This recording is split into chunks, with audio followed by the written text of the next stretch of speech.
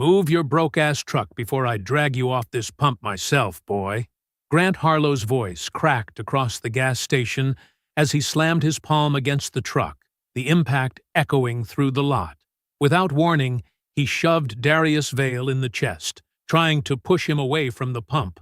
Nearby customers froze mid-step, watching the confrontation unfold. Grant stepped closer, jabbing a finger inches from Darius's face, while his wife Evelyn lifted her phone, recording with a smug grin. "You hear me? People like you don't belong around money like mine." The shove was meant to provoke a reaction, the kind that would end with sirens and handcuffs, but Darius didn't move. He just stood there, silent and steady, while the rich couple kept pushing. The mistake they were making was simple. They had no idea who they were picking a fight with. Before continuing, comment where in the world you are watching from, and make sure to subscribe because tomorrow's story is one you can't miss. The afternoon sun beat down mercilessly on Lena Brooks's gas station, the heat rippling off the cracked asphalt. Darius Vale guided his dusty pickup toward pump number 3, boxes from his mother's house shifting in the truck bed. His throat felt dry. All he wanted was fuel, water, and a moment of peace. Through his rearview mirror, he noticed the gleaming black SUV pulling in behind him, its polished surface a stark contrast to the worn-down station. A skinny teenager, Noah, according to his name tag, looked up from behind the counter through the storefront window, his face tightening with worry. Darius stepped out of his truck, his boots crunching on loose gravel. Yellow violation notices fluttered on the station's front door in the hot breeze. The paint was peeling, and one of the security cameras hung loose from its mount. The SUV's door flew open before the engine even died. "Move that piece of junk!" A tall man in an expensive suit stormed toward Darius, his face red with anger. "You're blocking the premium pump!" Darius kept his movements measured, deliberately slow. 15 years as a Navy SEAL had taught him to read situations like this. The man's stance, his clenched fists, the entitled rage, all warning signs. "Sir, I'll be done in a few minutes," Darius said evenly, reaching for the pump. "Grant, darling, is there a problem?" A woman in designer clothing stepped out of the SUV, her heels clicking against the pavement. Her smile was sharp as a blade. "This individual won't move his truck, Evelyn." Grant Harlow's voice dripped with contempt. Lena Brooks hurried out of the station, her face drawn with tension. "Mr. Harlow, there's plenty of room at the other pumps." "Stay out of this," Evelyn cut her off, then turned to Darius. "Young man, I don't think you understand. This isn't that kind of establishment." The weight of her words hung in the humid air. Several customers had stopped to watch, phones appearing in careful hands. Noah pressed his face against the store window, frozen. "Ma'am," Darius said quietly, "I'm a paying customer, same as you." Grant stepped closer, cologne and anger radiating off him. "Listen, boy, I'm not your boy." Darius's voice remained level, but steel ran through it. "I'm a veteran trying to buy gas." Evelyn's laugh was like ice cracking. "Oh, how perfect. The angry black man plays the veteran card. We know your type. Causing trouble, trying to intimidate decent people." Darius felt the familiar burn of injustice in his chest, but his face remained calm. He'd faced worse in combat. Still, his mother's recent death made each word sting more than it should. Lena tried again. "Please, Mrs. Harlow, you should control your customers better," Evelyn snapped. "Unless you want another inspection. Those violations on your door aren't going away on their own." More phones appeared. Noah's hands trembled against the glass. Darius could see the boy wanted to help, but was terrified of the consequences. "Move the truck!" Grant punctuated each word with a step forward. "Or I'll have it moved for you." "Step back, sir!" Darius's command voice slipped out, the tone that had guided men through firefights. Instead, Grant shoved him hard in the chest. Don't you dare give me orders.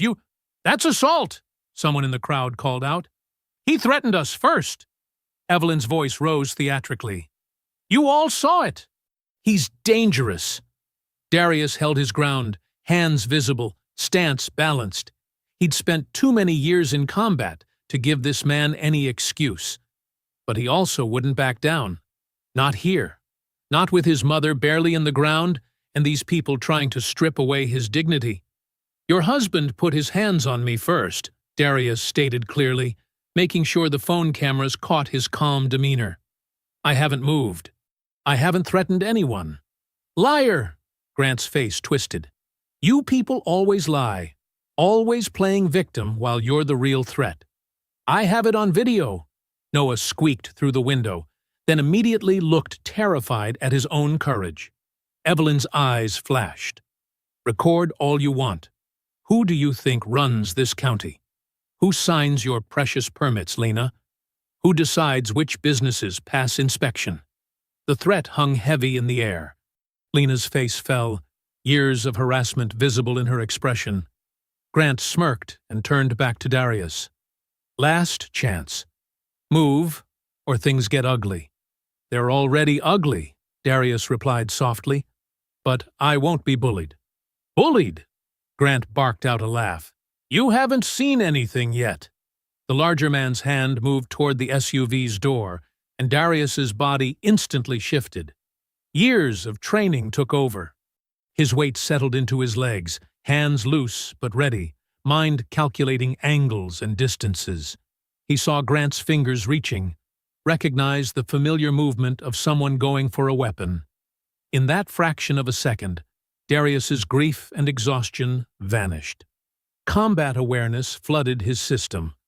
Time seemed to slow as he watched Grant's hand move closer to the door handle, muscles coiling with lethal precision.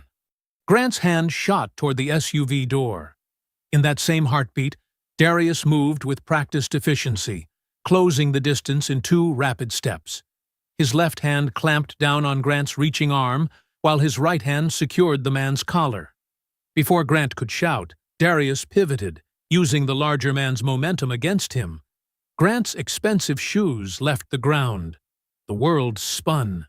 His back slammed into the hot pavement with a meaty thud that drove the air from his lungs.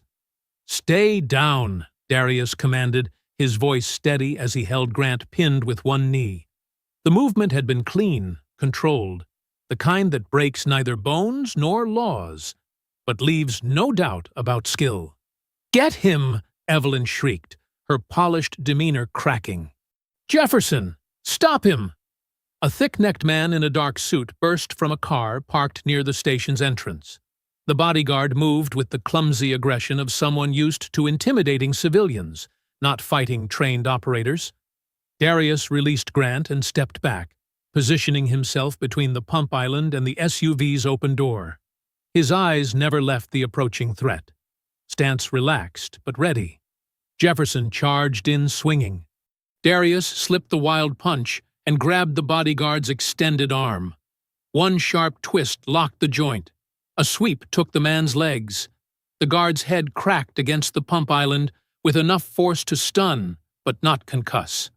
Hold still, Darius growled, securing the larger man in a control position that made every attempt to struggle produce sharp jolts of pain. Don't make this worse. The entire confrontation had lasted less than 20 seconds.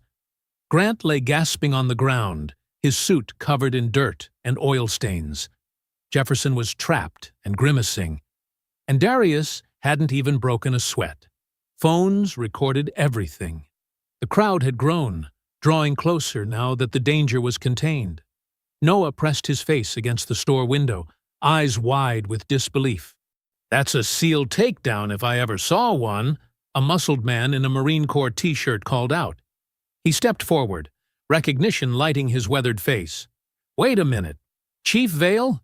Senior Chief Darius Vale? Darius gave a slight nod, maintaining his hold on Jefferson.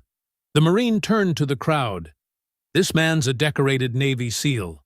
Multiple combat tours. I served alongside his unit in Kandahar. He's the real deal. A murmur went through the onlookers.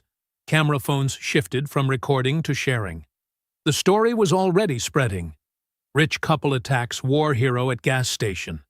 "Mr. Harlow pushed him first." Noah's voice cracked with newfound courage. "I saw it through the window. They started it."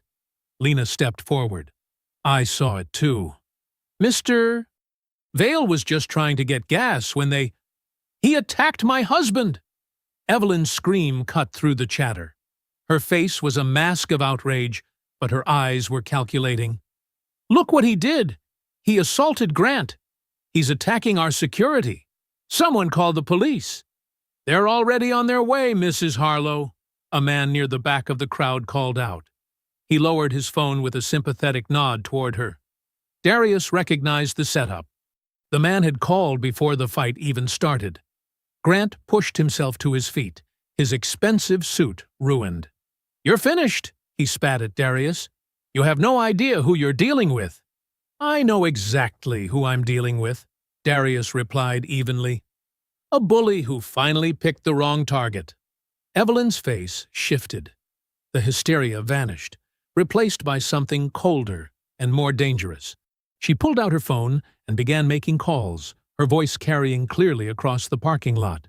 "Yes, Sheriff, a violent assault at Lena's gas station. He attacked Grant and Jefferson." "Yes, that's right." "No, we don't feel safe. He seems unstable." "Yes, multiple witnesses." Sirens wailed in the distance, far too close for a normal response time. "Let him up," Darius told Jefferson, releasing the hold. The bodyguard scrambled away, adjusting his jacket with shaking hands. Lena moved closer to Darius. "They're going to twist this," she whispered. "They always do." "Already happening," he replied quietly. The crowd began to shift uneasily as 3 sheriff's cruisers screamed into the parking lot, lights flashing. Deputies poured out with hands on their weapons. "There he is," Evelyn pointed at Darius, her voice trembling with perfectly practiced fear. "He just started attacking people. My husband tried to reason with him."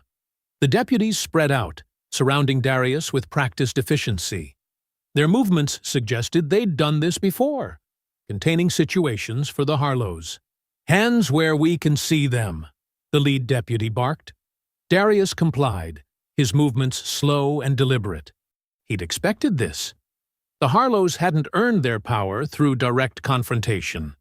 They'd built it through systems and influence, turning the law itself into their weapon. Evelyn's smile was barely visible now, but the ice in it could have frozen hell. She watched the deputies close in, her hand sliding possessively around Grant's arm. The message was clear. This fight was just beginning, and the next round wouldn't be settled with physical skill. The deputies moved with practiced efficiency, splitting the crowd into controlled groups. Their actions felt coordinated, as if they'd done this dance before. 2 officers herded witnesses toward the storefront, while others established a perimeter around the pump island. "Everyone stay calm," the lead deputy announced. "We're going to take statements one at a time." Darius watched them isolate Noah first, steering the teenager away from Lena and toward a patrol car. The boy's earlier courage crumbled under official pressure. His shoulders hunched as a deputy towered over him, notebook open. I mean, it happened kind of fast," Noah stammered. "Think carefully about what you say," the deputy warned.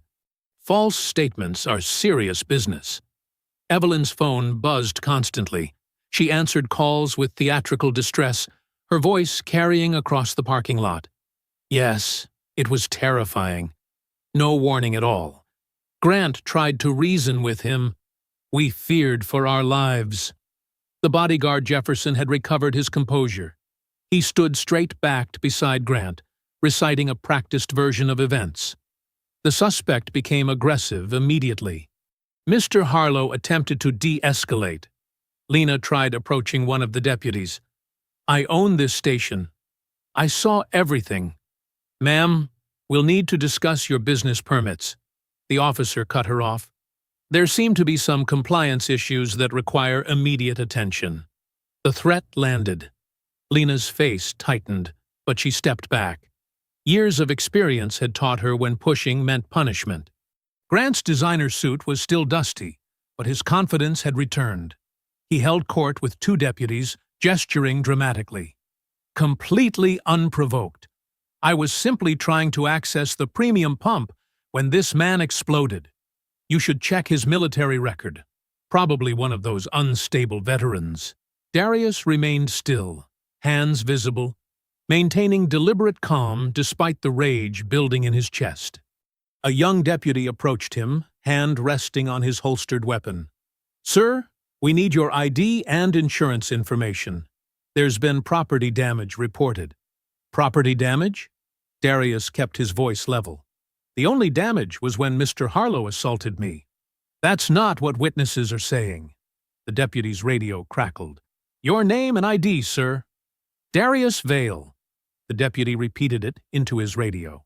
Another officer nearby stiffened at the name, eyes widening with recognition.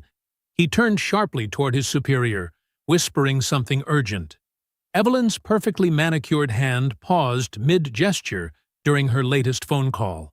Her eyes locked onto Darius with new intensity. The calculation in her gaze shifted from simple contempt to something deeper. Recognition, then alarm, then predatory focus. "Vale?" She ended her call abruptly. "Any relation to Gloria Vale?" Darius met her stare.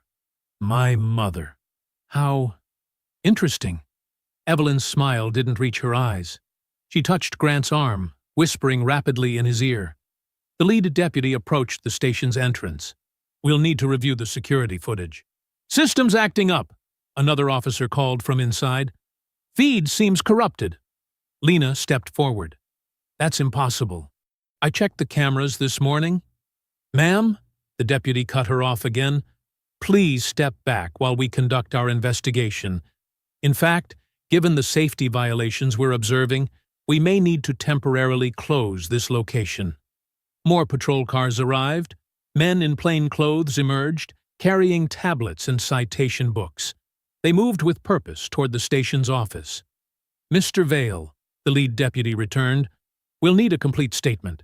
You're not under arrest, but I strongly advise you not to leave town. We take assault cases very seriously here." "Assault cases?"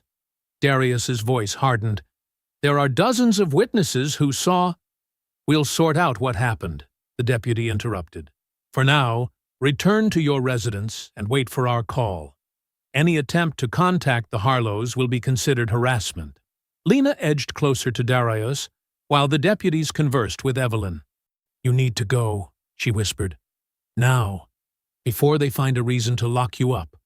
"This isn't right," Darius growled. "Welcome to our world," Lena replied bitterly. "They own everything here. Courts, cops, contracts. That's why nobody fights back. Go, please." Darius studied Evelyn's face one last time. The polished socialite mask had returned, but underneath, he sensed something had changed when she heard his name. This wasn't random rich people racism anymore. She knew something about his family. He walked to his truck, deputies watching every move. The box of his mother's belongings sat in the passenger seat, untouched. As he started the engine, he caught Noah's defeated expression, the boy's earlier truth crushed under official pressure. Grant's voice carried across the lot. "We'll need restraining orders filed immediately." Darius pulled onto the main road, hands tight on the wheel. The sun was starting to sink, painting the sky bloody orange. His mother's house was only 10 minutes away, but his combat instinct screamed that something was wrong.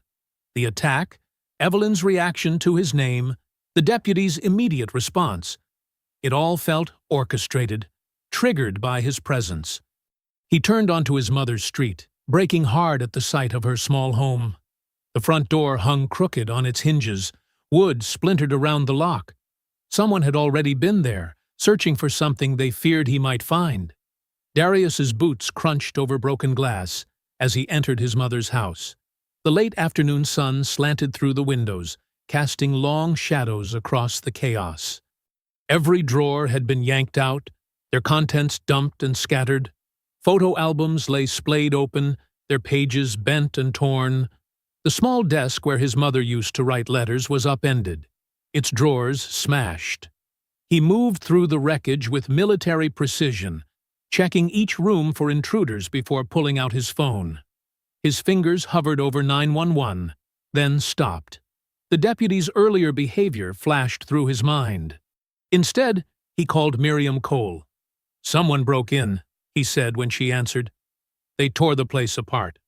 "I'll be there in 5 minutes," Miriam replied, her voice tight with concern. "Don't touch anything." Darius continued his assessment while waiting. The television and his mother's jewelry box remained untouched. The intruders had ignored obvious valuables, focusing instead on papers, files, and storage boxes. This wasn't a robbery, it was a search. Miriam's ancient Buick pulled into the driveway minutes later. Despite her age, she moved quickly up the walkway, her back straight and proud. She gasped at the splintered doorframe but didn't hesitate to enter. "Lord have mercy," she whispered, taking in the destruction. "They didn't waste any time, did they?" "You don't seem surprised," Darius observed. Miriam's lips pressed into a thin line. "Your mother. She changed in the last year. Became secretive. Started keeping files locked away. Making copies of things. She told me people in town were scared of what she knew." "What people? What did she know?" "She wouldn't say exactly. Said it was safer if I didn't know the details." Miriam picked up a fallen picture frame, brushing glass from the photo of Gloria Vale at her teaching desk. "But she was worried. Started telling me where important papers were hidden, just in case." They began gathering scattered documents, trying to determine what might be missing. Darius found old report cards, utility bills, church programs, the paper trail of an ordinary life. But something felt off about the search pattern. The intruders had been thorough but targeted, as if they knew what they were looking for. "Check the Bible," Miriam said suddenly. "Your mother always kept important things in there." The family Bible lay face down near the bookshelf. Darius lifted it carefully. Several pages were bent, but taped inside the back cover was a small key and a folded note in his mother's neat handwriting. His hands shook slightly as he read, "If they come for you, the station is only the beginning. Trust no one in uniform. Open locker, 214. She knew," he said quietly. "The attack at the station, it wasn't random. When they heard my name—" "Your mother never believed the official story," Miriam said. "About your father, I mean." Darius's head snapped up. "What?" Miriam sank into the one upright chair. "Elias Vale didn't abandon you, Darius. Your mother never believed that, no matter what people said. She spent years gathering proof, but she was careful. So careful." The room seemed to tilt. Darius had carried the weight of his father's abandonment for decades, building his life around that hole. Now, the foundation cracked. What happened to him? "I don't know all of it. Gloria protected me from knowing too much. But she said Elias discovered something about land deals in town, properties being stolen through forged papers and corrupt officials. He tried to expose it." Miriam's voice dropped. "Then he disappeared. The police said he just left. But—" Darius looked at the key in his palm. The metal felt warm, vital. "And now the Harlows panic when they hear my name. They send people to search the house. Whatever my father found, whatever my mother kept collecting, it's in this locker." Through the windows, they could see the sun sinking toward the horizon, painting the scattered papers in deep orange. Soon, it would be dark. "We need to go now," Miriam said, standing, "before anyone else gets to that locker. I'll drive. My car's less likely to be recognized." Darius nodded, tucking the key and note into his pocket. They did a final sweep of the house, making sure they hadn't missed any other hidden messages. The violation of the space felt personal now, an attack not just on property, but on truth itself. As they stepped onto the porch, The last sunlight caught Miriam's face. Despite her age, her expression was fierce. Your mother protected those secrets for years, waiting for the right time. Maybe this is why, so you could finish what your father started. Night was falling as they reached Darius's truck. He gripped the key like a weapon, feeling its edges bite into his palm. Each revelation today had stripped away another layer of what he thought he knew. About the town, about his parents, about himself. The key promised answers, but also danger. Whatever was in that locker had already cost his father's life and haunted his mother's final years. The dying light painted shadows across the ransacked house. Somewhere in town, the Harlows were probably already planning their next move. But, for the first time since the gas station confrontation, Darius felt centered. The path ahead was clear, even if it led straight into darkness. The fluorescent lights buzzed overhead in the bus station's storage area, casting a sickly glow across rows of metal lockers. Darius moved quietly despite his size, scanning the numbers as Miriam followed close behind. The night clerk barely glanced up from his phone, more interested in his screen than the late visitors. 212, 213, Darius whispered, his finger tracing the numbers. He stopped at 214, the key already in his hand. The locker was smaller than he expected, about the size of a microwave. Whatever his mother had hidden here had to be compact, but important enough to protect. The key slid in smoothly. Darius hesitated for a heartbeat, aware that opening this door would change everything. Then he turned the key and pulled. Inside, he found a stack of yellowed papers bound with twine, several manila envelopes, and what looked like old photographs. On top lay a cassette tape in a clear plastic case, and beneath it, a thick file folder. Written across the tab in faded ink was a single name, Elias Vale, his father's name. The man he'd spent decades believing had walked away. "We should take it all," Miriam whispered. "It's not safe here." Darius gathered everything into his jacket, but curiosity made him pull out one photograph before closing the locker. The image showed a younger black man in an army uniform standing proud beside a "for sale" sign on an empty lot. The man's posture was military straight, his expression serious but hopeful. "That's your father," Miriam said softly. "Taken about 6 months before he died." The word hit Darius like a physical blow. "Died? Not left?" Miriam touched his arm. "Let's get somewhere safe first. These walls have ears." They moved toward the exit, but Darius couldn't help glancing at more photos. Each one seemed to center around the same piece of land. In some, Elias stood with other men, pointing at documents. In others, he appeared to be documenting construction work. "That's where Lena's station is now," Miriam explained as they walked. "Back then, it was just an empty lot, but valuable because of the highway plans. Your father discovered something wrong with the deeds, properties being stolen from black families through fake tax sales and forged papers. He started gathering proof."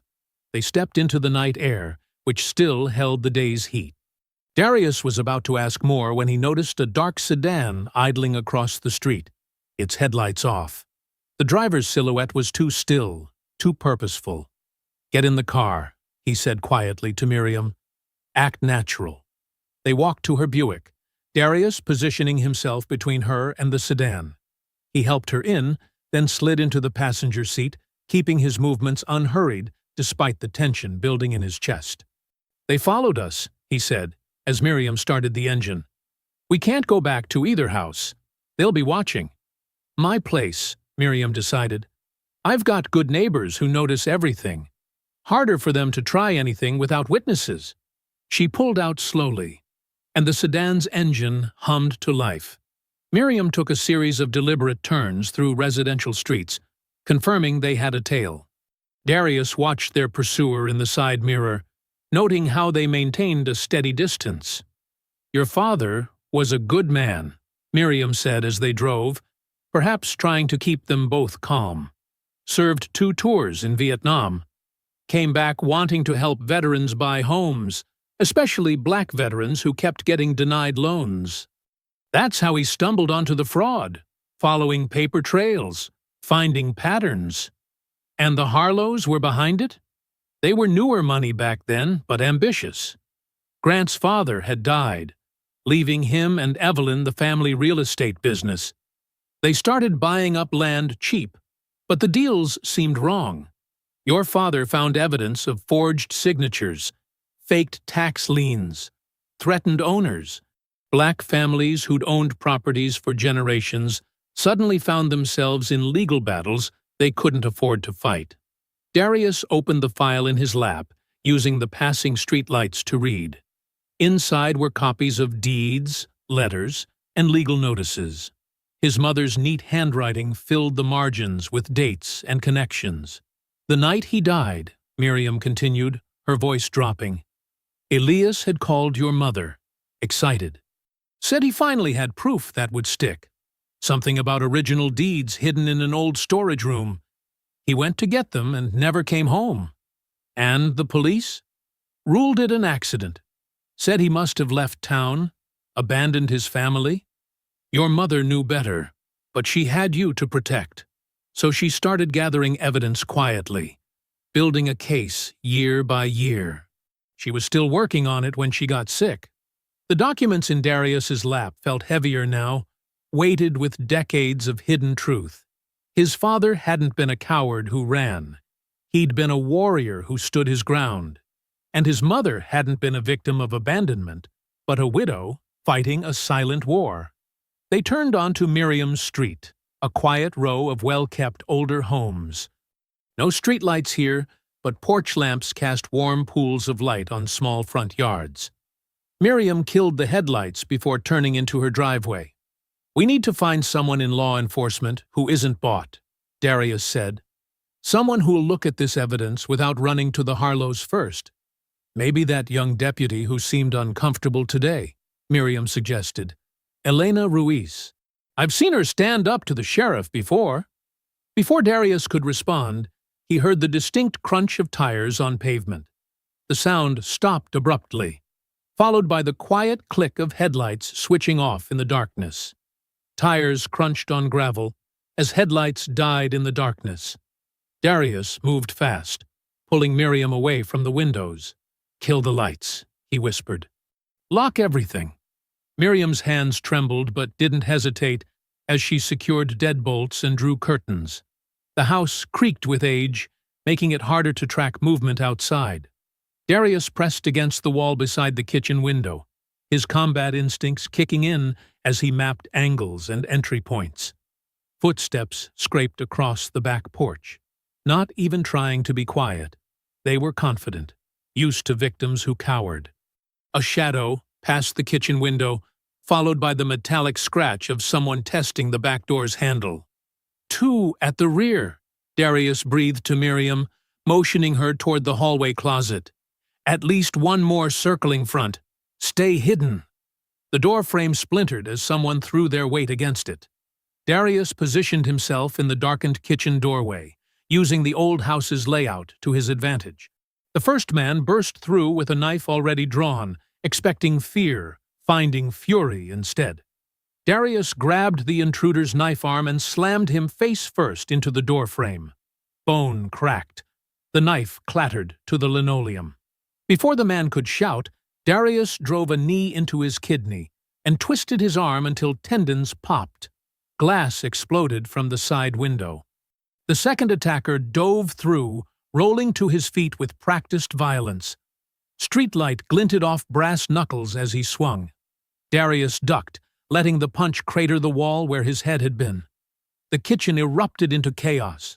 Darius grabbed a cast-iron pan from the dish rack, deflecting another punch that would have shattered his jaw. He countered with the pan's edge, catching his attacker across the temple. The man staggered but didn't drop. They crashed into Miriam's china cabinet. Glass shelves shattered. The brass knuckles caught Darius's shoulder, sending needles of pain down his arm. He answered by driving his elbow up under the man's chin, following with a knee to the sternum that doubled him over. The first intruder was crawling for his knife. Darius kicked it under the stove, then seized a handful of the second man's hair and introduced his face to the kitchen counter. Once. Twice. The brass knuckles fell from limp fingers. "Mr. Harlow wants that tape tonight," the first man gasped, still trying to sound threatening through broken teeth. "Said to make sure you got the message." Darius hauled him up by his collar. "Message received." He slammed the man's head into the door frame again, letting him crumple. "Here's my reply." He dragged both unconscious bodies onto the front porch, arranging them where the third attacker could see his handiwork. A car door slammed in the darkness. Tires squealed as the sedan fled, leaving their bleeding partners behind. Inside, Miriam emerged from hiding, pale but composed. She surveyed her ruined kitchen with remarkable calm. "They'll be back," she said, "with more men, more guns." "I know." Darius checked the bodies for weapons and ID before they could regain consciousness. "Nothing to identify them. Professionals, then. We can't stay here." "No, but we can't keep running either." Miriam began sweeping broken glass with fierce determination. "The Harlows have done this for decades, sending men in the night, making problems disappear. We need help. The police are in their pocket. Not all of them." Miriam stopped sweeping. "That young deputy today, Elena Ruiz. She's been fighting the corruption from inside for years. My friend at the courthouse says Elena's been building her own case, documenting every time evidence disappears or witnesses change their stories." Darius remembered the deputy's careful neutrality at the gas station, how she'd watched the Harlows with contained disgust. "You trust her?" "I trust that she hasn't been bought. And right now, that's all we've got." They spent the next hour hiding the evidence from the locker.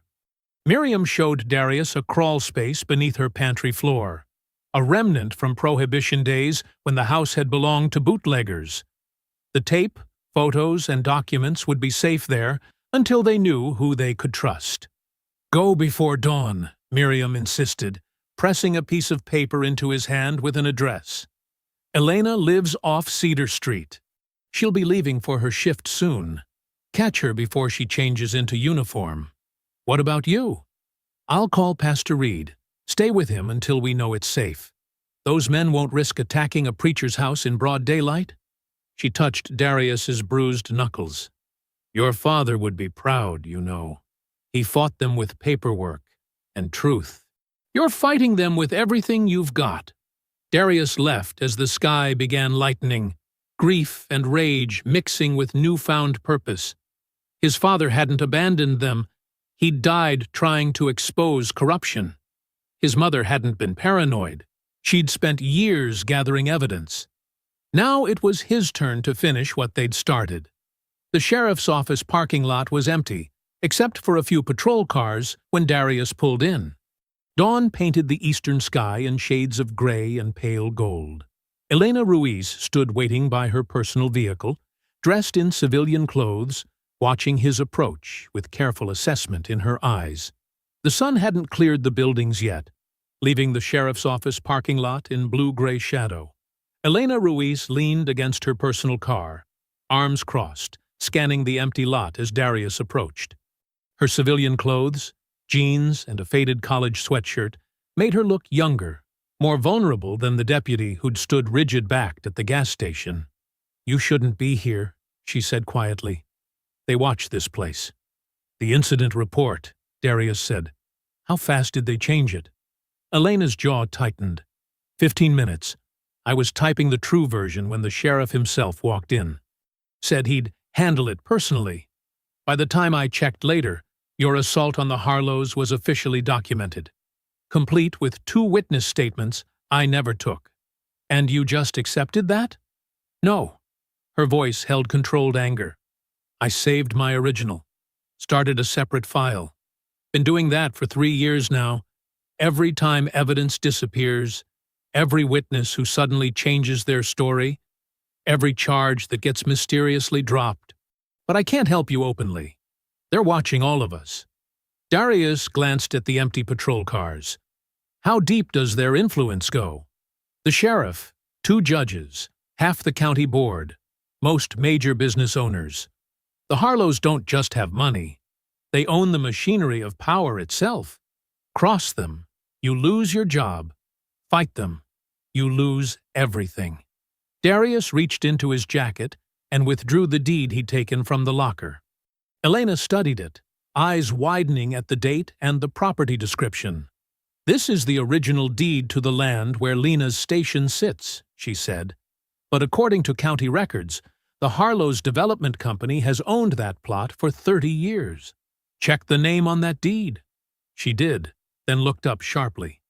Elias Vale. Any relation? My father. Elena handed the deed back carefully, like it might burn her. There were rumors. Before my time, but old-timers still whisper about it. A black veteran who challenged some of Grant Harlow's early land deals. He disappeared right when Grant's real estate empire started growing. The official story was he abandoned his family, moved up north. He didn't abandon anyone. Darius showed her the file bearing his father's name. He was killed. And my mother spent years gathering proof. Jesus. Elena ran a hand through her hair. That explains why they're so focused on Lena's station.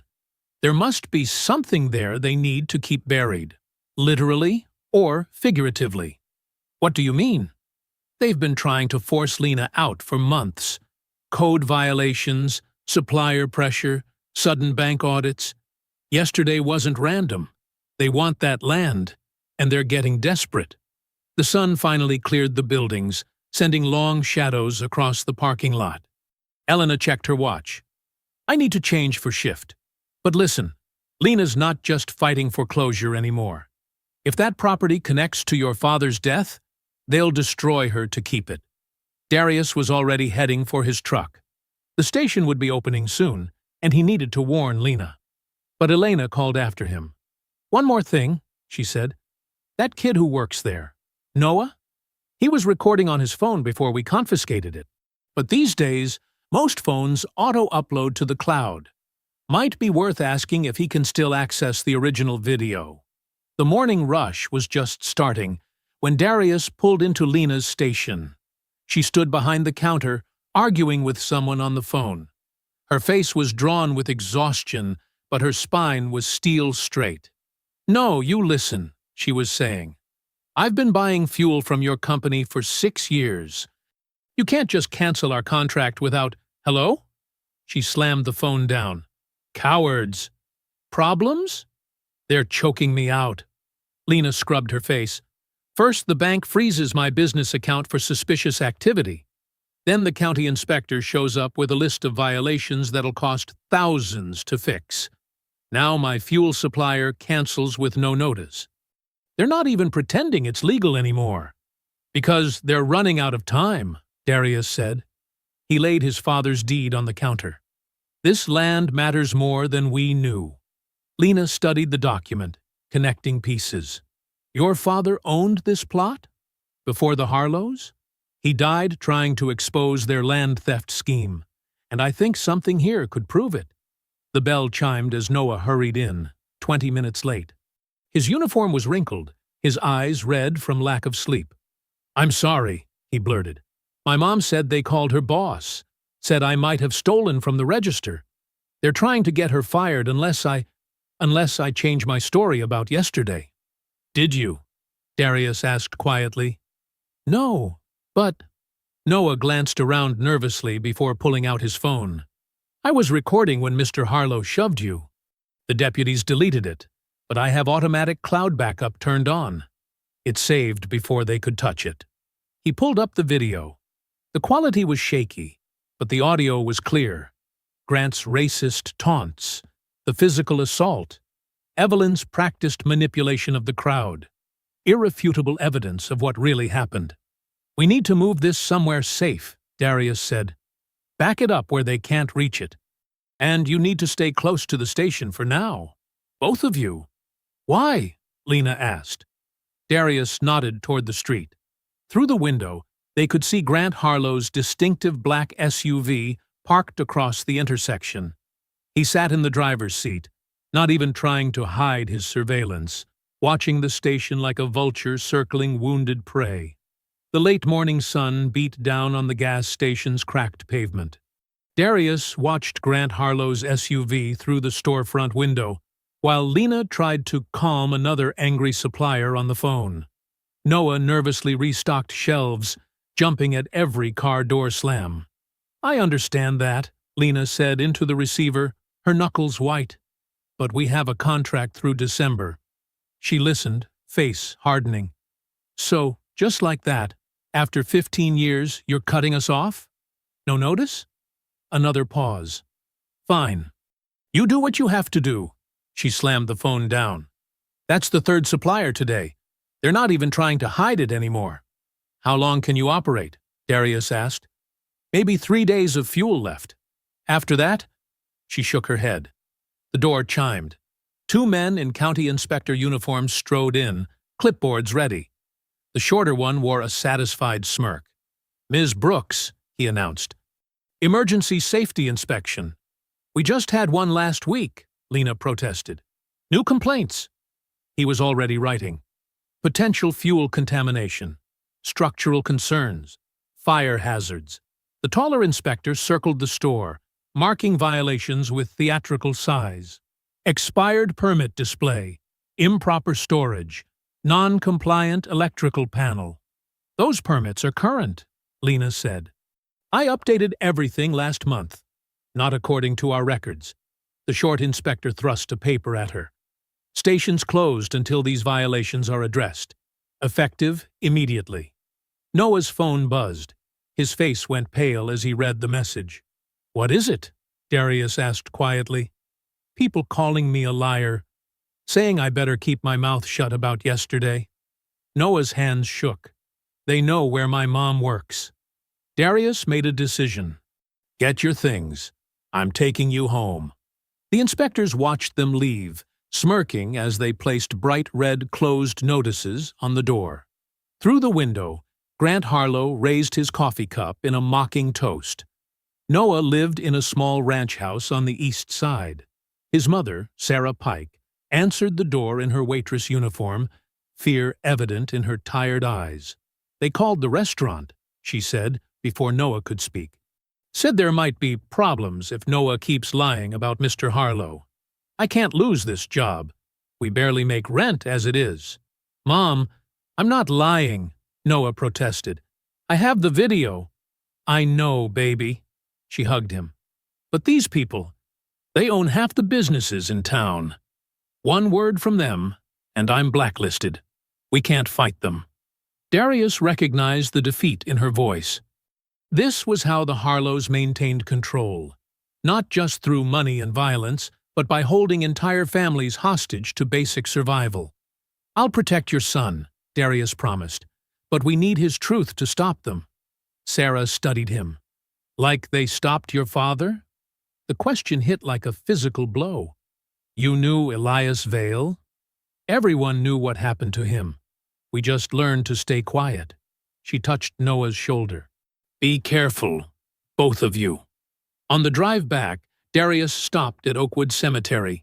He needed to visit his mother's grave, draw strength from her memory. But as he approached the plot, rage filled his chest. The headstone had been defaced with black paint. Flowers were torn and scattered. A crude message was sprayed across the marble. "Leave before you get buried next to them." This desecration felt worse than Grant's attack. That had been public violence, expected from a bully. This was intimate violation, a warning that nothing, not even his grief, was sacred. By evening, Darius gathered Miriam, Elena, and Lena in Miriam's living room. The cassette tape from the locker sat on the coffee table like a live grenade. "Are we sure we want to play this?" Elena asked. "Once we know what's on it, we can't unknow it." "My mother hid it for a reason," Darius said. He inserted the tape into Miriam's old player and pressed play. Static crackled, then voices emerged through the noise. An argument, recorded from what sounded like outside a window. The deed transfers were legal. A woman's voice, younger but unmistakable. Evelyn Harlow. "Like hell they were," a man shouting back. "I saw the originals. You forged those signatures. You have no proof." Evelyn again, cold now. "And if you keep spreading lies, there will be consequences. I already copied everything." The man's voice held no fear. "By morning, everyone will know how you stole that land." A crash, scuffling sounds. The tape went silent. Elena leaned forward. "If that's really Evelyn Harlow's voice—" "It's her," Miriam said quietly. "I'd know that snake anywhere, even 30 years younger." "Then the station property isn't just valuable real estate," Elena said, watching the sun set through Miriam's window. "That land could be what connects everything. The fraud, the cover-up, your father's death. No wonder they're desperate to control it." The dining room table at Miriam's house groaned under the weight of scattered papers, old maps, and county records. Darius stood behind Elena as she traced her finger across a yellowed property diagram, comparing it to modern satellite images on her laptop. "Look at this," Elena said, tapping the screen. "The parcel numbers don't match up with the current records, but the boundaries are identical." She overlaid the images. "Lena's station sits exactly where these disputed properties converged 30 years ago." Lena leaned in, squinting at the documents. "Those were all black-owned businesses?" "Every single one," Miriam confirmed, her voice heavy with memory. "The hardware store, the barber shop, even old Mr. Wilson's repair garage. All gone within 2 years. Through tax sales," Elena added, pulling up scanned deeds. "But the timing's suspicious. Each property was seized for supposedly unpaid taxes right after Elias Vale started asking questions." Darius picked up one of the original deeds, studying his father's signature where it appeared as a witness. He was trying to prove the sales were rigged. "Your mother never stopped looking," Miriam said softly. Every weekend, she'd go through microfiche at the library, tracking down old records.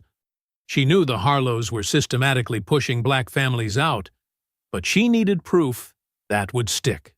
Noah, who had been quietly working on his laptop, spoke up. "I got more of the footage back." He turned the screen to show them. The cloud backup saved chunks before anyone could delete it locally. You can clearly see Mr. Harlow shoving first. "Good work," Darius said, noting how the teenager sat straighter at the praise. "But we need something stronger than just the assault. Elena, what about that coroner's file?" Elena rubbed her temples. "It's restricted. Accessing it would definitely cost me my badge if anyone found out." "You've seen how they operate now," Darius pressed. "They're not going to stop at just closing Lena's station." "I know." Elena stood and paced the room. "Give me an hour. I'll copy what I can." While they waited for Elena's return, Lena spread out the current station blueprints. The Harlow's development plan calls for complete excavation of the site. New foundation, underground parking, the works. She traced the proposed dig zones. "They're not just trying to run me out of business. They need every inch of that ground cleared. Because something's buried there," Darius concluded. "Something they don't want found during a legal construction project." Miriam nodded slowly. "The night your father disappeared, he said he was meeting someone at Wilson's garage, right where the station stands now." Elena returned with a thick manila envelope, her face grim. "I got the file, but someone's been tampering with it. Half the autopsy photos are missing, and the toxicology report looks altered." They spread the remaining documents across the table. The official cause of death listed accident misadventure, but Elena pointed out inconsistencies in the responding officer's statements. "These injury patterns don't match a fall," she said. "And look at the timeline gaps. Nearly 2 hours unaccounted for between the first 911 call and when they transported the body." Noah, still working on recovering footage, suddenly sat up straight. "There's something else weird in the video. Right before the deputies arrived, Mrs. Harlow made a phone call. The camera caught her saying something about Vale and just like his father. The room went silent. Darius felt cold anger settle in his chest. She recognized my name at the station. That's why they panicked. They thought your mother's evidence died with her, Miriam said.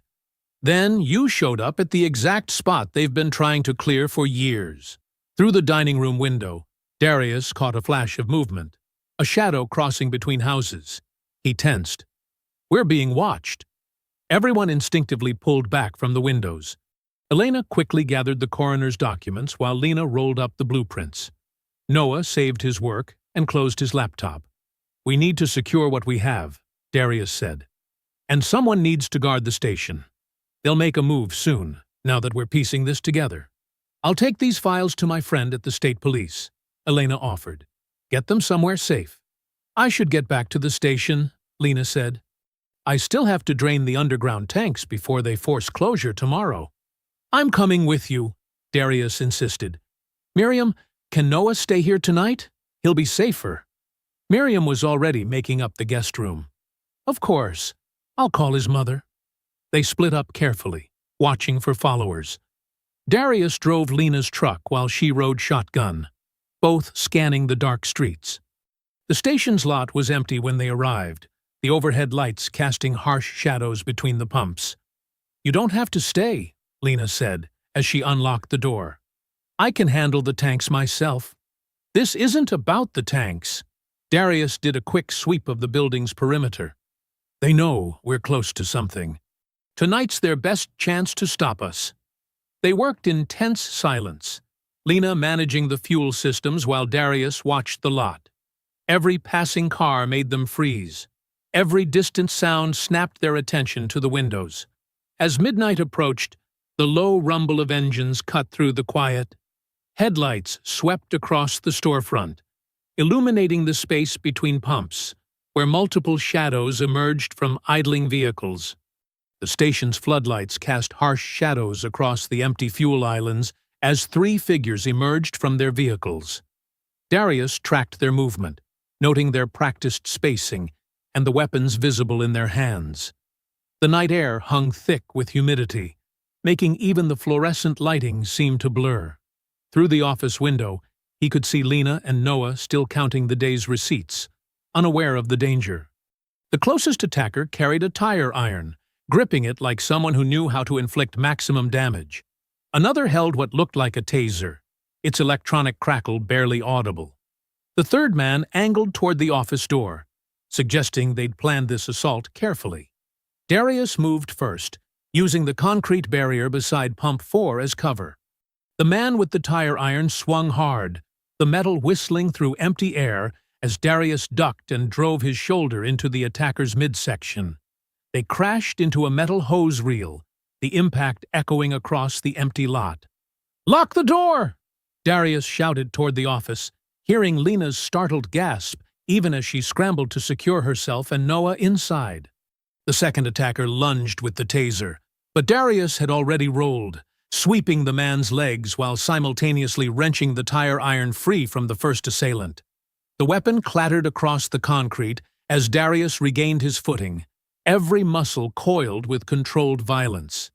"You picked the wrong night," he growled, seeing the third man testing the office door handle. The taser wielder recovered quickly, jabbing the crackling device toward Darius's ribs. But Darius had fought through worse in far darker places. He caught the man's wrist, twisted sharply until bones ground together, and used the attacker's own momentum to slam him face first into the metal pump housing. Blood sprayed across the price display. Inside the office, Lena was already on her phone, her voice tight with fear as she called Elena. Noah crouched beneath the counter, his eyes wide as he watched the violence unfold through the window.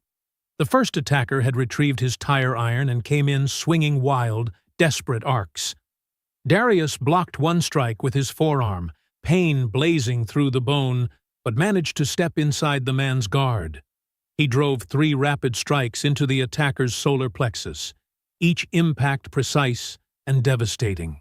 As the man doubled over, Darius seized his collar and hurled him bodily across the hood of their own vehicle. The third man had given up on the office door, and was now circling back, a knife glinting in his hand. Darius recognized the stance of someone with military training. This one would be more dangerous than the others. "Grant said you were supposed to disappear tonight," the knife wielder snarled, slashing in tight, controlled patterns. "Should have taken the hint and left town." Darius caught a slash on his jacket sleeve, feeling the blade's kiss, but not letting it slow him. He countered with a lightning combination of strikes, forcing the attacker back toward the vehicles. When the man's heel caught the concrete barrier, Darius seized the opening. He trapped the knife hand, twisted until tendons popped, and drove his knee up into the attacker's floating ribs. The first man had struggled back to his feet and was trying to retreat to their car. Darius caught him by the back of his jacket, lifted him bodily, and drove him straight through the vehicle's windshield. Glass exploded outward as the man went limp, half sprawled across the dashboard. Distant sirens began to wail, growing louder with each passing second.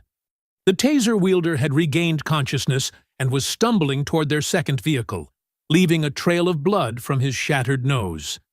The knife fighter tried to follow, but Darius caught him with a brutal hook that sent him sprawling.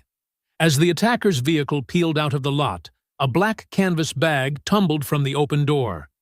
Darius scooped it up, keeping one eye on the knife wielder who lay groaning on the pavement. Elena's unmarked car slid into the lot moments later, lights dark but engine running. She took in the scene with professional efficiency. The blood, the shattered windshield, the wounded attacker, and the office where Lena and Noah were still safely barricaded. "This just went way beyond harassment," Elena said, checking the pulse of the unconscious man half embedded in the windshield. "This was attempted murder." "Check the bag," Darius said, tossing it to her. "Dropped when they ran." Inside, they found a leather-bound ledger filled with columns of numbers, property addresses, and company names. Elena's eyes widened as she flipped through the pages. "These are shell companies," she said, "all tied to Harlow land acquisitions going back decades. This is exactly what we needed." More sirens approached as the night sky began to soften toward dawn. Lena finally emerged from the office, helping Noah out on shaky legs. The boy's face was pale, but his jaw was set with determination.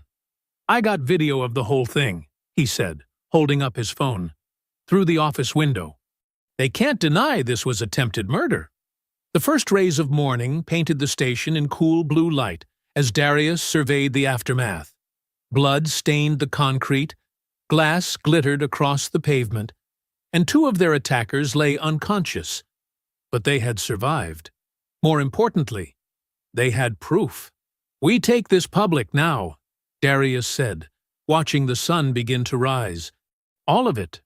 Morning sunlight filtered through the stained glass windows of Pastor Reed's church office, casting colored patterns across the worn carpet where Darius Vale and his allies gathered.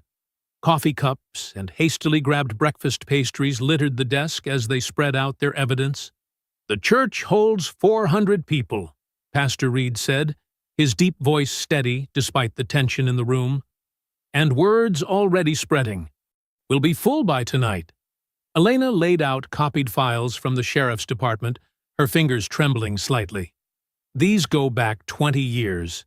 Cases buried, evidence lost, witnesses pressured into changing statements, all protecting Harlow interests." Lena stood at the window, watching cars pass on the street below. "People are scared, but they're also tired. Last night proved the Harlows won't stop at threats anymore." Miriam touched the bruises darkening on Darius's forearm, where he'd blocked the tire iron. "Your mother would be proud, seeing you stand up like this." She never stopped believing the truth would come out. Noah sat hunched over his phone, determination etched across his young face. "I've got most of the gas station footage restored. You can clearly see Mr. Harlow shove first, reach for something in his car. No way they can spin this." Darius studied the church's polished wooden podium where he would soon speak. His reflection in the finish looked tired but resolute. "This isn't just about the attack anymore. It's about everything they've buried. every family they've hurt, every lie they've told. Pastor Reed nodded gravely. The church should be a place of truth. Tonight, it will be. They worked through the morning, organizing testimony and evidence. Elena brought a surprise. Dr. Marcus Wells, the retired county coroner who'd handled Elias Vale's case decades ago. The old man's hands shook as he signed a statement. "I knew that death certificate was wrong," Dr. Wells said quietly. "Blunt force trauma doesn't look like a heart attack. But, back then, when the Harlows wanted something buried, it stayed buried." By early afternoon, cars were already filling the church parking lot. People gathered in small groups, speaking in hushed voices. Inside, Pastor Reed's volunteers set up extra chairs in the aisles. Local reporters positioned cameras near the walls, though notably none from stations the Harlows influenced. "Remember," Elena told them as evening approached, "once we start, we have to move fast. Get everything out before they can shut us down." The sanctuary filled quickly as darkness fell. Wooden pews creaked under the weight of bodies pressed shoulder to shoulder. The air grew thick with tension and summer heat despite churning ceiling fans. Darius recognized faces from the gas station, from streets where people had looked away, from years of silence finally breaking. Pastor Reed opened with a prayer for courage and truth. Then Darius stood, moving to the podium with military precision. The room went absolutely still. "My name is Darius Vale," he began, his voice carrying to every corner. "Most of you know me as the man from the gas station incident. But I'm also the son of Elias Vale, a veteran like me, who died in this town 30 years ago trying to expose land theft and corruption." He described the attack, then went deeper, into decades of buried evidence, forged documents, stolen property, and lives destroyed. His words stripped away pretense, naming names and specific crimes. When he spoke of finding his mother's vandalized grave, several people openly wept. Lena followed, her voice shaking at first but growing stronger. "They've tried to crush my business for 3 years, cut off supplies, filed false violations, threatened my workers, all because this land holds evidence they want buried forever." Noah stood next, pale but determined. He played the restored video, and gasps filled the sanctuary as Grant Harlow's true actions became clear. The teenager's voice cracked. "I was scared to speak up before, but I'm more scared of staying quiet while people get hurt." One by one, others rose. A former bank clerk described being forced to freeze accounts. A county worker admitted changing property records under threat. An elderly woman spoke of her family's farm being seized through forged tax documents. The momentum built like a wave. Pastor Reed watched faces in the crowd transform from fear to resolve. Elena stood ready with copies of internal files proving years of systematic corruption. The room crackled with the energy of long-suppressed truth, finally breaking free. Darius returned to the podium, holding up the evidence from his father's case. "Tonight, we end 30 years of silence. Tonight, we prove that money and power don't make you untouchable. Tonight, the heavy wooden doors burst open with a crash that echoed like gunfire. Armed officers in tactical gear poured through multiple entrances, weapons raised. People screamed and pressed back in the pews. A commander's voice boomed over a megaphone. "This is the County Sheriff's Department. We have a warrant to search these premises for evidence tampering and conspiracy to interfere with an ongoing investigation. Everyone remain seated with your hands visible." Police boots thundered against wooden floors as officers swarmed through the sanctuary. Their tactical gear looked alien against the church's stained glass and polished pews. People pressed back, hands raised, faces twisted with fear and disbelief. "Everyone stay where you are!" The commander's voice echoed off the high ceiling. "This is now a crime scene!" Darius started forward, but 3 officers converged on him instantly, pushing him back from the podium. He could have fought them, His combat training screamed to react, but he forced himself still, knowing violence would only prove their lies about him. "Deputy Ruiz!" The sheriff himself stepped through the chaos, pointing at Elena. "Turn in your badge and weapon. You're suspended pending investigation for tampering with official records." Elena's face hardened as she unclipped her badge. "This is wrong, and you know it." "Cuff the Pike kid," another officer ordered, moving toward Noah. "We have security footage of him stealing from the gas station register." "That's a lie!" Noah struggled as they grabbed his arms. "I never stole anything, Ms. Brooks, tell them." Lena tried to intervene, but officers blocked her path. "He works for me. You can't just—" "Ma'am, step back, or you'll be arrested for interference." The crowd's panic swelled. Some tried to record with phones, but officers ordered devices put away. Pastor Reed's attempts to calm the situation were drowned out by shouted commands and frightened voices. In the chaos, someone shoved Miriam hard. She stumbled backward, hit a wooden chair, and crumpled to the floor with a cry of pain. Her head struck the edge of a pew on the way down. "Miriam!" Darius lunged toward her, but officers caught his arms, twisting them behind his back. He could have broken free, but Miriam's voice stopped him. "Don't fight them," she gasped. "That's what they want." Pastor Reed knelt beside her, cradling her head. Blood trickled from a cut near her temple. "She needs medical attention." "An ambulance is already outside," the sheriff said smoothly, as if they'd planned for this too. They were forcing everyone out when Lena's phone buzzed. Her face went pale as she read the message. "The station. Someone's reporting smoke at my station." Through the church's front windows, they could see an orange glow reflecting off low clouds across town. Darius's stomach knotted with fury and despair. The Harlows hadn't just counterattacked here.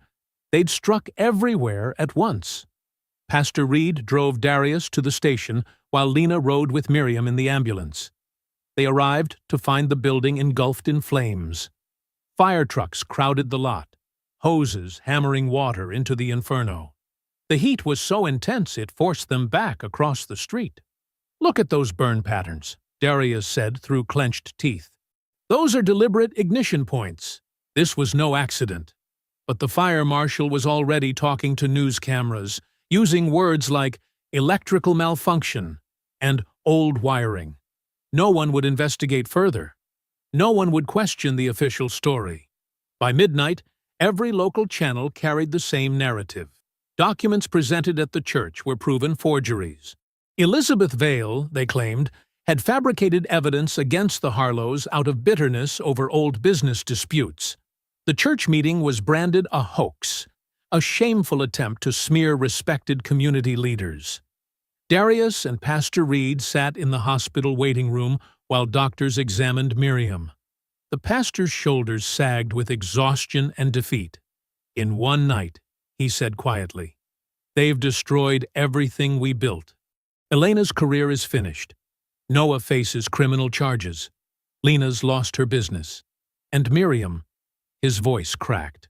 Darius stared at his hands, still smelling smoke from the station fire. "They didn't just attack us. They made sure everyone watching would think twice about standing up again." "The evidence?" "Gone. They took everything during the raid, even Noah's phone." A nurse finally led them to Miriam's room just before dawn. She lay small and fragile against white sheets, monitors beeping steadily beside her. The cut on her temple had been stitched, and dark bruises were spreading across her face. Her eyes fluttered open as they approached. Despite her weakness, awareness and urgency filled her gaze. She motioned Darius closer. "There's something." Her voice was barely a whisper.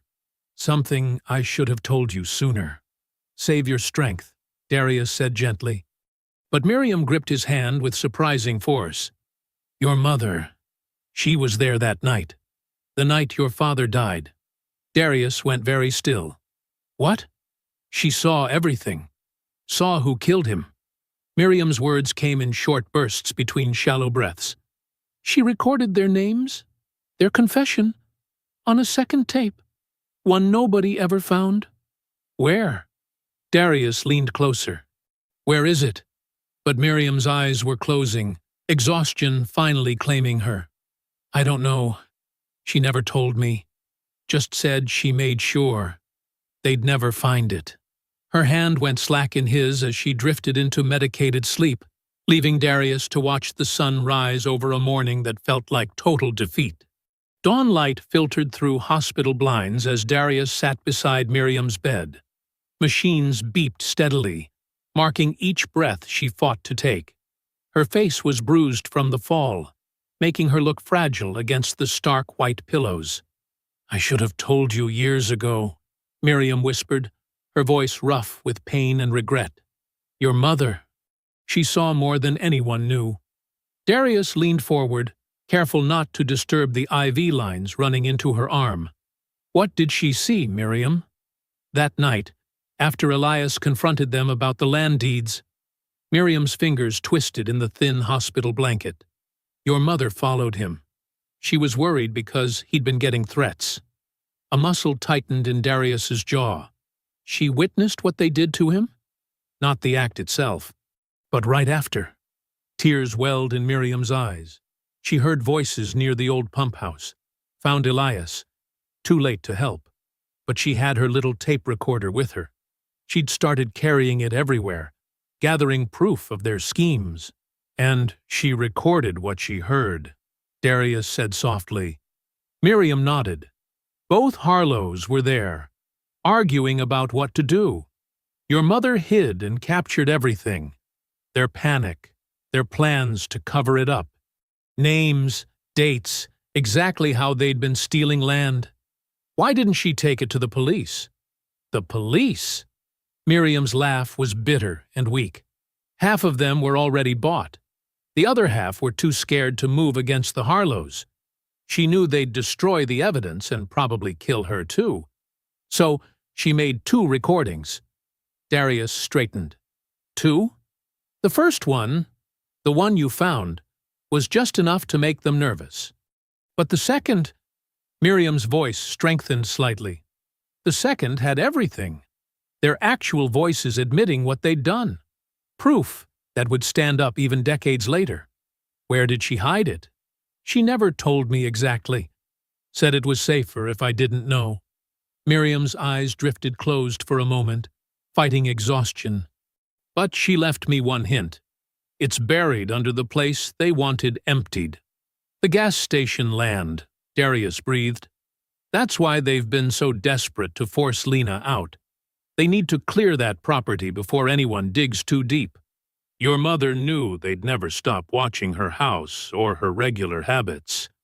So she hid it somewhere they'd never think to look, right under their stolen land. Miriam's hand found his, squeezing with surprising strength. Find it, Darius.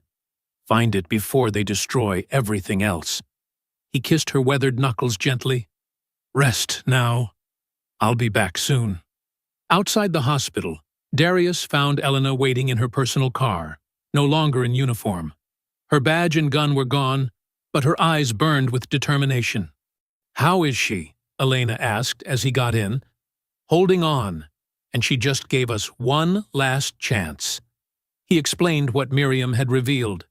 We need to search that station ground before their cleanup crews arrive. They picked up Lena at her sister's house. She looked exhausted but resolute, still wearing clothes that smelled of smoke.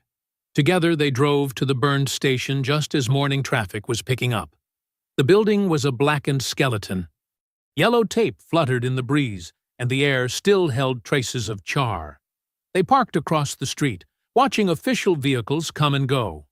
There, Lena pointed. The old service panel near Pump 4. It's original to the property. Concrete poured decades ago. We never had reason to break into it, because the newer lines run different paths. They waited until the scene was momentarily clear, then moved quickly.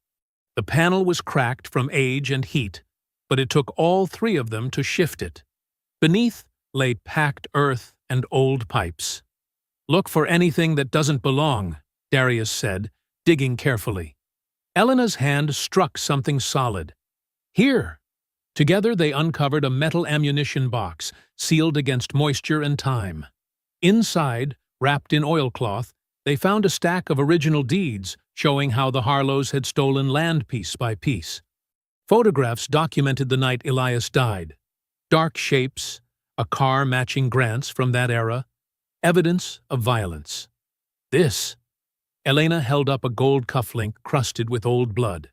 Elegant script spelled out GH over the Harlow family crest. But the real prize was a small tape recorder, still containing its cassette. They huddled in Elena's car to listen. The quality was poor, but the voices were clear enough. Grant Harlow sounded younger, panicked. "He's dead! What do we do?" "Calm down." Young Evelyn's tone was controlled, almost cold. "This is what happens when people don't know their place. Now focus. We need to move the body before anyone sees. The deeds he took. Already handled. I've got Judge Morris ready to sign whatever we need. But you need to pull yourself together. This changes nothing about our plans." "Nothing?" "Evelyn, we just killed a man." "No, you killed him. Remember that if you ever think about growing a conscience. Now help me clean this up. We have an empire to build." Darius sat back, pieces clicking into place. It was her. Evelyn was the real power all along. Grant was just the public face, the attack dog she pointed at targets. "Listen to her voice," Elena said. "No hesitation, no remorse." She turned a murder into an opportunity. "My father confronted Grant about the land theft," Darius said slowly. "But Evelyn was the one who saw the bigger picture. She used his death to lock Grant into her control. Every move since then, the intimidation, the corruption, the racism, it all served her plan." They sat in heavy silence as traffic flowed past, the morning sun climbing higher over the ruins of Lena's station. After decades of darkness, the truth was finally in their hands. Afternoon shadows stretched across manicured lawns as luxury cars rolled up to the Harlow estate. Inside a small church office across town, Darius studied blueprints of the venue, while Elena made final calls to state investigators. "The evidence goes to 3 separate teams," Elena said, hanging up her phone. "No single person can bury all of it this time." Pastor Reed spread photos of the original gas station attack across his desk. "My congregation will testify about years of harassment. The Harlows can't intimidate an entire community at once." Noah, still shaken from his night in jail but determined, clutched a thumb drive. "The cloud backup is ready. I've got screenshots proving when the footage was uploaded before they tried to delete it. The deeds show exactly how they stole the land," Lena added, sorting weathered documents. "Property by property. Family by family." Darius checked his watch. "The gala starts in an hour. The Harlows think the station fire destroyed everything. They'll be relaxed, celebrating another victory." "You sure about going in alone?" Elena asked. "They need to see me coming. No surprises, no hiding." Darius straightened his tie. "Let them think I'm desperate, making one last scene." Pastor Reed gripped his shoulder. "The community's behind you this time. No more silence." They split up, taking different routes to the estate. Darius parked down the street, watching guests arrive in evening wear. Police directed traffic while valets jogged between expensive cars. String music drifted from the garden. Inside, crystal glasses clinked as donors mingled with county officials. The air smelled of money, perfume, cigars, and power. Grant Harlow held court near a fountain, laughing too loudly. Evelyn floated between groups in diamonds and silk, every inch the gracious hostess. Darius waited until the crowd was thick before walking straight through the main entrance. Heads turned. Conversations stuttered. Grant's laugh cut off mid-sentence. "Well, look who's crashing our party." Grant's voice carried across the garden. "Shouldn't you be helping clean up that unfortunate electrical fire?" Darius moved steadily forward. Guests shifted away, sensing confrontation. "Electrical fire?" Is that what we're calling arson now? Careful with accusations. Grant's smile was razor-sharp. Haven't you embarrassed yourself enough? Your evidence was quite flammable, wasn't it? The church raid was clumsy, Darius said. Desperate. You must have been terrified of what we'd found. Found? Grant spread his arms. All I saw was a sad attempt to slander good people with forged papers. Your poor mother's delusions. Let's ask Evelyn what she thinks. Darius turned to where she stood frozen, champagne glass halfway to her lips. About delusions. About forgeries. About the night my father died. Her composure cracked for just a fraction of a second. But Darius saw it. So did others. "Security!" Grant barked. "Remove this man." Darius pulled out the small tape player. "Before anyone moves, let's listen to something interesting." The first notes of the recording cut through party noise. Young voices from decades ago, captured in darkness. Grant's panic. Evelyn's cold control. Grant's face went slack. Evelyn's glass slipped from her fingers, shattering on marble. "Turn that off," she commanded, but her voice shook. "Why?" Darius raised the volume. "Worried about the part where you tell Grant how to move my father's body? Or the part about Judge Morris signing whatever you needed?" State investigators emerged from the crowd, badges gleaming. Elena appeared with them, holding files. Pastor Reed led in a group of community members. News cameras appeared at the garden entrance. "This is absurd," Grant sputtered. "Some fake recording." "Not fake." Noah stepped forward with his laptop. "Like this security footage from the gas station. The real version, before your people deleted it. The cloud backup caught everything." Lena spread documents on a table. Original deeds showing how you stole land through forged tax sales. Property after property, targeted because the owners were black. "All these years," Pastor Reed's voice rang out. "All the families you drove away.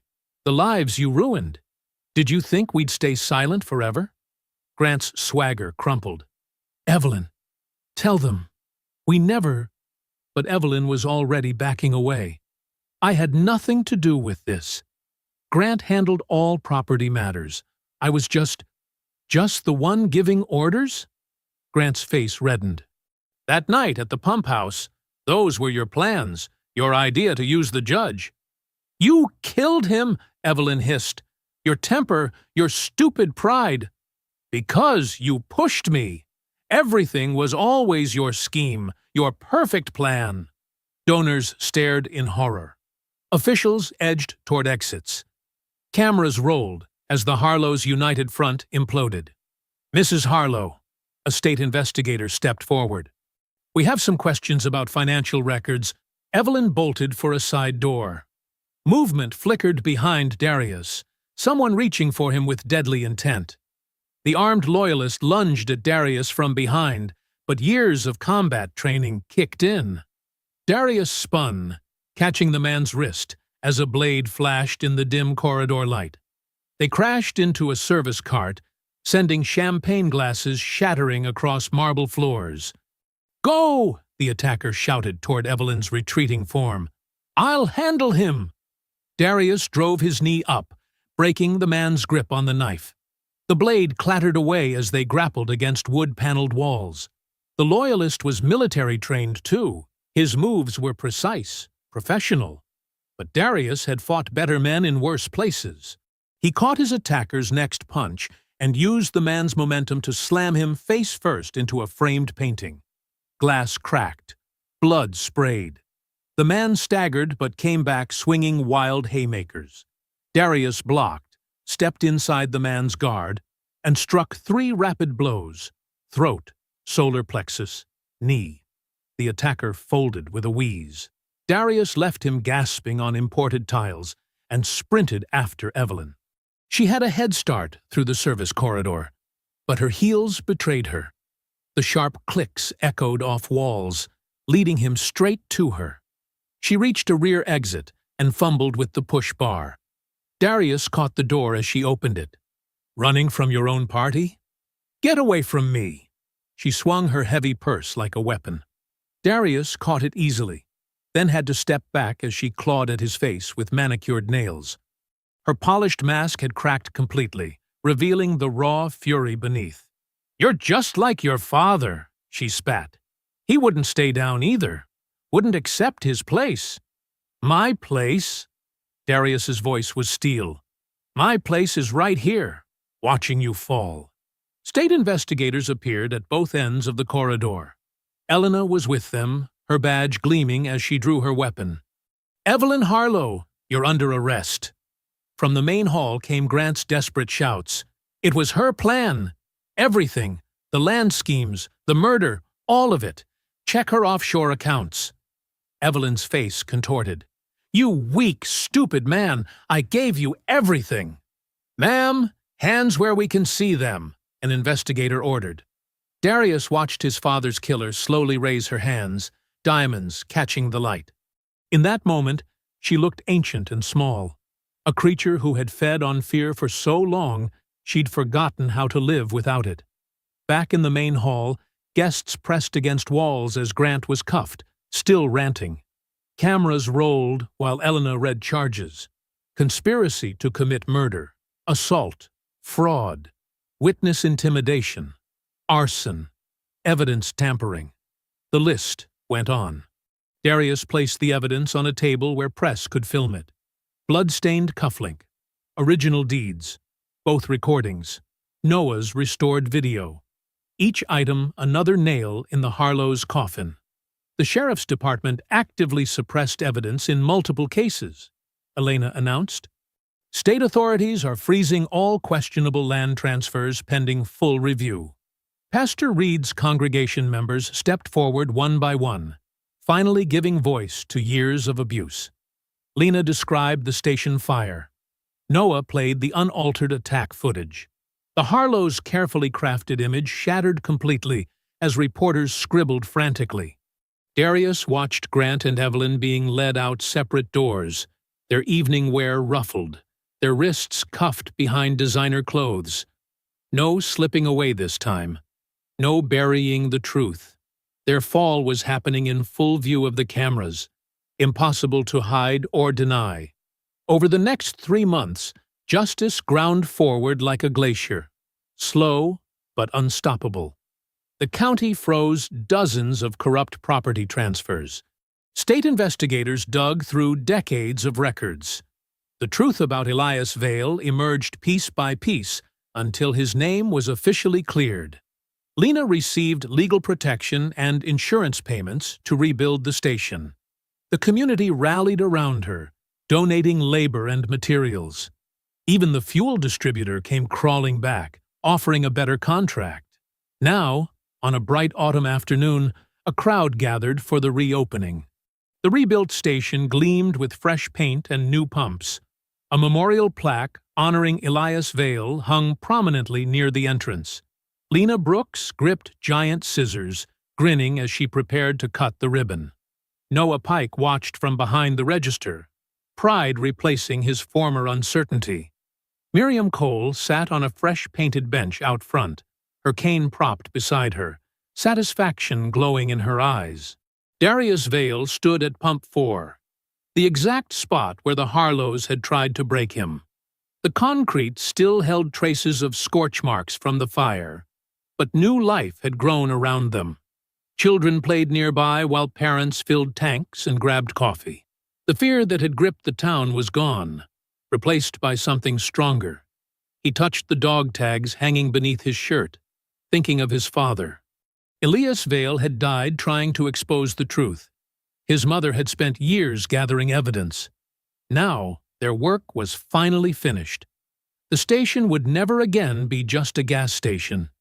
It was a monument to justice delayed but not denied. A reminder that some things were worth fighting for, no matter how long it took. Lena raised the scissors. The crowd held its breath. With one clean snip, she cut the ribbon in front of Vale Freedom Station. If you enjoyed the story, leave a like to support my channel and subscribe so that you do not miss out on the next one. On the screen, I have picked 2 special stories just for you.